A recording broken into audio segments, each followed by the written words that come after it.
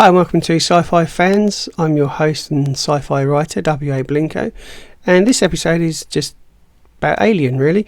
Aliens is my favourite franchise of all time, and the sequel, Aliens, happens also to be my favourite film.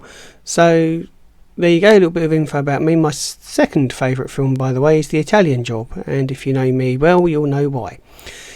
Alien came out in 1979 and started off the directorial career of Ridley Scott, who up until this point is known mainly for TV commercials, in particular one involving the Hovis advert where a guy's pushing a bike up a hill.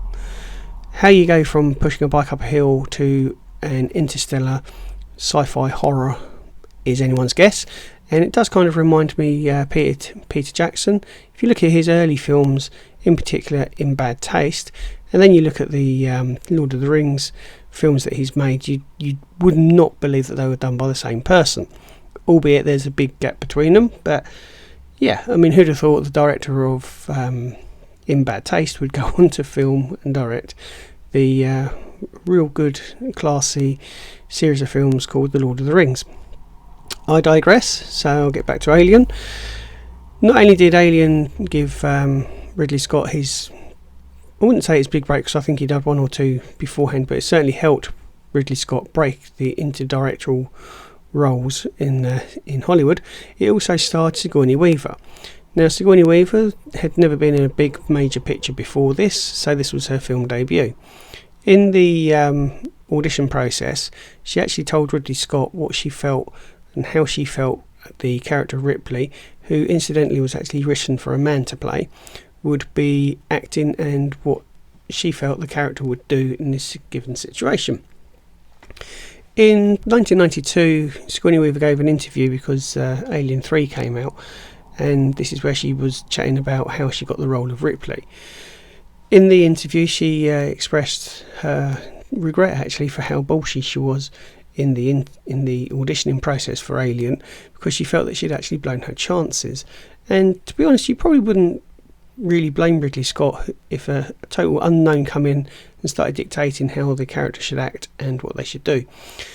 However, Ridley Scott probably thought that was a good thing, and it showed certainly Sigourney Weaver's charm and determination, I think, really, and he gave her the role. The rest, as they say, is history.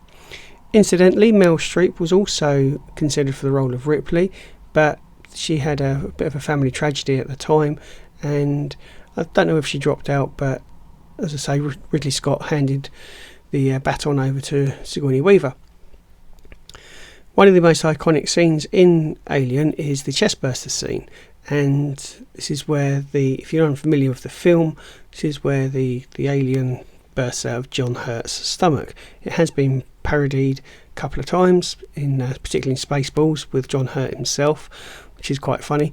But this film, or this part of the film, the chestburster scene, was kept relatively secret. Obviously, it would have been in the script. You know, Alien comes out of John Hurt, and Alien comes out of Kane, John Hurt's character, and there's going to be a little bit of blood and whatnot. But the actual scope and what they did preparation-wise for this scene was kept totally secret, so nobody actually knew how much blood, gore, guts was going to feature. So the look on Veronica Cartwright's face playing the character Lambert when that blood splatters on her face is genuine. The scene itself was done in one take with 4 cameras, so yeah, they pulled it off, really. I mean, if you haven't seen Alien, then I'm really surprised that you haven't by now. But, you know, what can I say? There's a few films out there that I haven't seen personally, so I'm not going to judge you. And, go and see it. As I say, this particular scene, it was one take and a lot of blood and guts, and nobody knew, to get that genuine look of surprise. And it works really well. The blood that they use is actually raspberry juice as well, so next time you watch that scene, then hopefully you'll be sitting there thinking, that's raspberry juice. So the one of the themes along this is also the company doing over.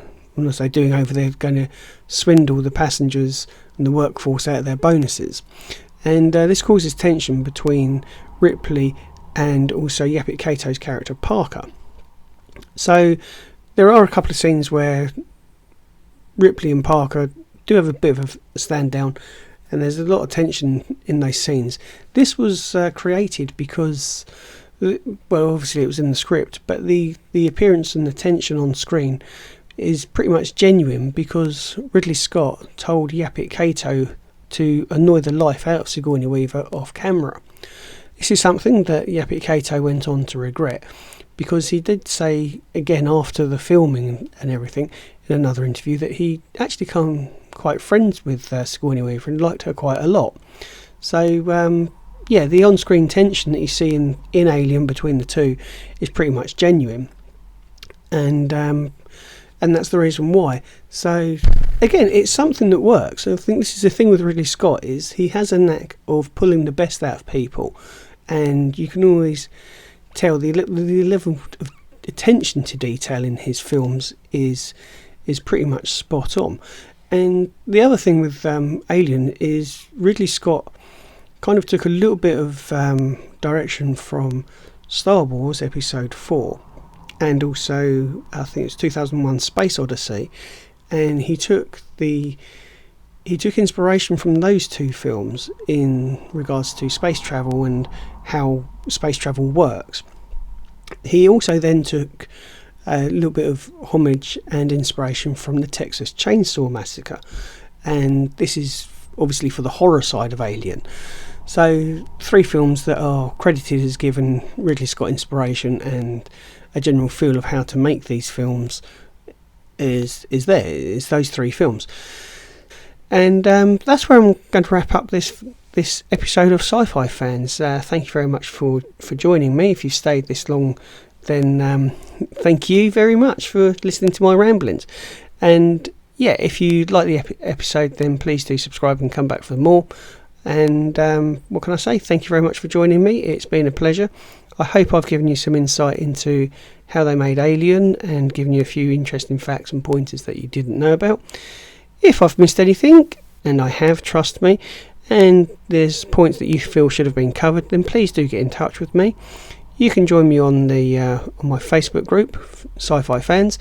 I do have a website, wayneblinko.com, as well as a book for sale on Amazon, W.A. Blinko, and the book is Broken Ceasefire.